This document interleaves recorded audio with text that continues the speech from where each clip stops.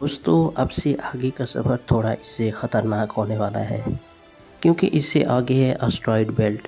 ये चट्टानें सूरज के गिर्द चक्कर लगा रही हैं। इस जगह पर इतनी बड़ी बड़ी चट्टानें भी हैं जिन पर आसानी से शहर बसाया जा सकता है। ये एस्टेरॉयड बेल्ट मिलकर एक प्लैनेट भी बना सकते थे, लेकिन हमारे सोलर सिस्टम की एक बहुत बड़ी पावर ने इन्हें रोके रखा, और वो पावर थी जुपिटर। सोलर सिस्टम के सबसे बड़े प्लैनेट की ग्रेविटी ने इन्हें आपस में जुड़ने नहीं दिया। अपने चांद बड़े और दर्जनों छोटे मून्स के साथ जुपिटर एक अलग ही सोलर सिस्टम की तरह है। अगर बाकी के प्लैनेट को मिला भी लिया जाए तो तब भी ये जुपिटर का मुकाबला नहीं कर सकते। ये इतना बड़ा है कि अगर 65% मज़ीद बड़ा हो जाए तो ये सूरज की तरह एक अलग से सियारा बनकर सामने आएगा। जुपिटर की सरफेस पर मौजूद ये रेड स्पॉट ये एक बहुत बड़ा तूफान है जो हज़ारों सालों से चलता आ रहा है। ये इतना बड़ा है कि इसमें कई ज़मीनें समा सकती हैं। जुपिटर ठोस नहीं बल्कि गैसों से भरा हुआ एक प्लेनेट है। अगर आप जुपिटर की सतह पर उतरेंगे तो उस पर खड़े नहीं हो सकते। तो अब हमारी अगली मंजिल है सैटर्न। सोलर सिस्टम का सबसे खूबसूरत प्लेनेट सैटर्न अपने शाही चलनों की वजह से जाना जाता है, जो उसकी सतह से लाखों किलोमीटर ऊपर तक फैले हुए हैं। इस प्लेनेट को हमारे सोलर सिस्टम का ताज भी माना जाता है। तकरीबन 62 चांद सैटर्न का चक्कर लगाते हैं। टाइटन सबसे बड़ा और मशहूर चांद है, और टाइटन का अपना एटमॉस्फेयर भी है, और इसके सरफेस पर नदियाँ, समंदर और झीलें भी मौजूद हैं। ये सब पानी के नहीं बल्कि नेचुरल गैस के हैं। बिल्कुल हमारी अर्थ की तरह नज़र आने वाले इस चांद के बारे में अंदाज़ा लगाया जाता है जब कई अरब साल बाद सूरज एक रेड जायंट बन जाएगा। अब टाइटन एक हैबिटेबल जोन में होगा, यानी टाइटन उस वक्त रहने के काबिल होगा। दोस्तों, हम बातों ही बातों में अपने घर से इतना दूर आ चुके हैं कि यहाँ से अर्थ कुछ ऐसा नज़र आता है। इससे आगे हैं यूरेनस और नेपच्यून, जो हमारी अर्थ से कई बिलियन किलोमीटर दूर हैं। इन प्लैनेट से आगे हैं क्यूपर बेल्ट, जो पिछले एस्टेरॉयड बेल्ट से 20 गुना चौड़ी और लगभग 200 गुना बड़ी है।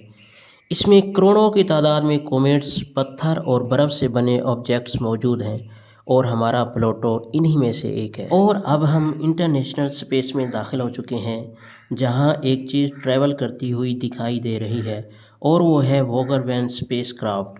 जी हाँ, आपको सुनकर हैरानी होगी कि इंसानों की बनाई हुई ये वाहिद ऐसी चीज़ है जो सोलर सिस्टम से बाहर जा चुकी है। ज़मीन से तकरीबन 19 बिलियन किलोमीटर दूर जा चुके इस क्राफ्ट ने सोलर सिस्टम के कई राज़ों के ऊपर से पर्दा हटाया है।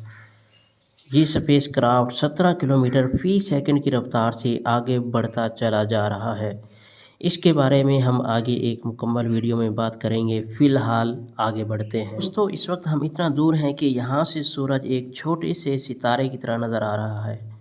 ज़मीन पर सूरज की रोशनी तकरीबन 8 मिनट और 20 सेकंड में पहुँचती है, लेकिन जहाँ हम इस वक्त मौजूद हैं इस जगह सूरज की रोशनी पहुंचने में तकरीबन 1 साल लग जाता है। यहाँ पर अरबों की तादाद में मौजूद कॉमेट्स इस बात का सबूत है कि सूरज की ग्रेविटी अभी तक ख़त्म नहीं हुई।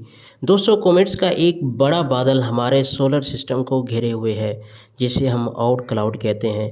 ये आउट क्लाउड ख़त्म होने के बाद सूरज की ग्रेविटी भी कमज़ोर पड़ जाती है, और अब हम जहाँ से गुज़र रहे हैं यहाँ पर बिल्कुल अंधेरा छाया हुआ है। हम यहाँ पर अपनी आँखों से कुछ नहीं देख सकते, इसलिए हमें यहाँ देखने के लिए इंफ्रारेड वेव्स की ज़रूरत पड़ेगी। देखने पर आपको यहाँ अरबों की तादाद में तारे नज़र आएंगे। वैसे तो हम बहुत दूर आ चुके हैं, लेकिन यूनिवर्स के मुकाबले में महज एक छोटा सा स्टेप है। लेकिन हम अपने करीबी सोलर सिस्टम की तरफ बढ़ते हैं, जिसका नाम अल्फ़ा सेंटोरी है। यहाँ पर सूरज की किरणें 4 साल और 3 महीनों तक पहुँचती हैं। इस सोलर सिस्टम में मौजूद एक प्लैनेट प्रोक्सा सेंटोरी के नाम से जाना जाता है, जो अर्थ ही की तरह हैबिटेबल जोन में है। अंदाज़ा लगाया जाता है कि शायद यहाँ पर एलियन लाइफ मौजूद हो सकती है। दोस्तों, ऐसे ही अरबों तारे हमारी मिल्की वे गैलेक्सी में मौजूद हैं, जिनकी सैर करना तो दूर की बात, इन्हें अपनी पूरी ज़िंदगी में गिनना भी लगभग नामुमकिन है। लिहाजा सफ़र को आगे बढ़ाने के लिए हम मिल्की वे गैलेक्सी से बाहर चलते हैं। तो ये है हमारी मिल्की वे गैलेक्सी, जिसमें न जाने कितने अरबों की तादाद में तारे मौजूद हैं, जिनमें से हमारा सूरज भी एक है। अगर लैंड भी मिल्की वे के एक कोने से दूसरे कोने तक ट्रैवल करे تو اسے بھی 1 لاکھ سے زیادہ سال لگ جائیں گے، اور اب ہم اپنی گلیکسی کو چھوڑ کر انٹر گلیکٹک اسپیس میں داخل ہو چکے ہیں، جہاں ہماری ملکی وے گلیکسی کی طرح اربوں گلیکسیز موجود ہیں جن میں ہم اپنی گلیکسی کو ڈھونڈ بھی نہیں سکتے۔ ان گلیکسیز کے جھنڈ کو ایک لوکل گروپ کہتے ہیں۔ لوکل گروپ تقریباً 10 ملین لائٹ ایئرز پر پھیلا ہوا ہے۔ آگے بڑھنے پر ہمیں ایسے کئی لوکل گروپ دکھائی دے رہے ہیں، آپ یہ سن کر حیران ہوں گے، لیکن ایسے ہی ہزاروں لوکل گروپس ملا کر ایک سپر کلسٹر بناتے ہیں۔ یہاں پہ آ کر اپنا سولر سسٹم تو دور کی بات، بلکہ ملکی وے گلیکسی کو بھی چھوڑیں، یہاں پر ہمارا لوکل گروپ بھی ایک چھوٹے سے تنکے کے برابر نظر آ رہا ہے۔